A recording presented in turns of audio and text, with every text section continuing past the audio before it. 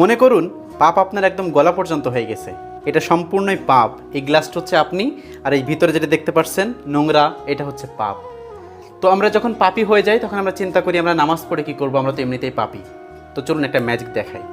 এই যে দেখুন, আমরা যখন পাপী থাকি তখন যদি আমরা আল্লাহ রাব্বুল আলামিনের দরবারে তওবা করি, আল্লাহ রাব্বুল আলামিনের ডাকি, দেখুন আস্তে আস্তে আস্তে আস্তে দেখবেন একদম সাদা পানিতে পরিণত হয়ে যাবে। যখন এই ময়লাটা একদম পবিত্রতায় পরিণত হয়ে যাবে।